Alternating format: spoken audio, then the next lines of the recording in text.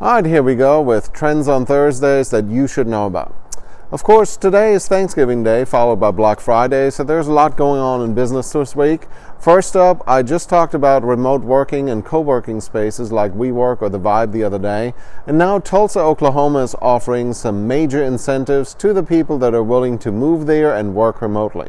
And when I say major incentives, the program offers $10,000 in cash, a free desk at a co-working space, and a $300 a month housing stipend. This is part of a larger trend of cities having to compete to attract something other than the next big industrial sites. As we have seen with the Amazon HQ2 project, big sexy site selection still exists, and it's like a dream, at least on paper. Adding 25,000 jobs to a major market is pretty awesome. However, when it comes to smaller markets, it's very difficult to deal with the infrastructure requirements for such a large project. In addition, attracting them can be pretty pricey, as Amazon will end up with billions in incentives from their chosen destinations. It can make much more sense, especially for smaller cities, to attract new residents that bring business with them and to simply foster the businesses that already exist. The odds of growing a small company to 250 or 300 employees are simply much better than to attract some new factory with the same number of employees. This, of course, means that cities now have to think about quality of life, what there is to do. What does my downtown area look like? Do I offer enough culture and entertainment? I'll be very interested how this works out for Tulsa in the long run. Next up, speaking of having to rethink what used to be the industry standard, according to the World Economic Forum, the future of jobs lies in soft skills. Now, especially the tech industry has long been focused on STEM skills because it makes sense that only tech people understand technology. But in 2017, Google also published a study on teams called Project Aristotle. Because the whole is greater than the sum of its parts. Interestingly, that study also reveals that soft skills matter just as much and that innovation doesn't always come from the smartest people in the room.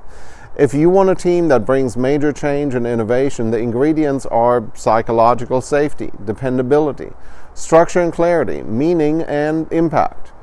What didn't matter? Co-location, seniority, tenure, and some of the other things that traditionally are thought to matter. I think the overall message is that you need a team with diverse backgrounds that works well together. And it makes sense. There's nothing that stifles a good idea quicker than a bunch of narrow-minded old people that have an explanation why nothing ever works. Next up, and timely, seeing that we almost at the last month of the year, 74% of small businesses with less than 10 employees didn't create a budget last year. The larger the business, the more likely there is a budget. Also, budgets leads to better business because they help everyone involved focus on what's important. Look, I get it. It sounds like a bunch of extra work and you think nobody will look at it in the end anyways, but budgets work, just like business plans, marketing plans, and mission statements. A budget helps your business to not fly by the seat of your pants.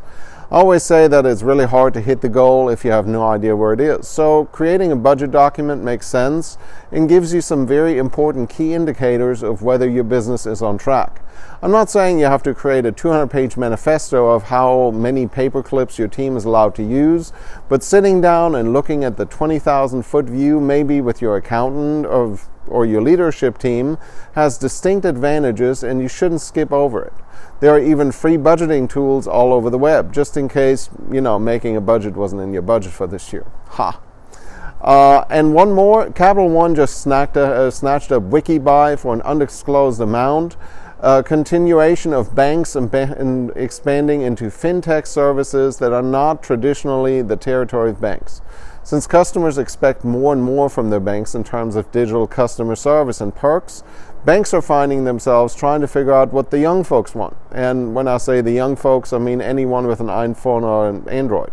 WikiBuy helps you find cheaper prices. Other apps help you invest and squirrel away money. There's points on credit for debit cards that I absolutely love, by the way. The point is that when banks compete, we all win. And they are starting to compete by offering things that actually make sense. So it will be interesting to see what banks can innovate the most in-house or simply go on a shopping spree and buy companies that fit their business model.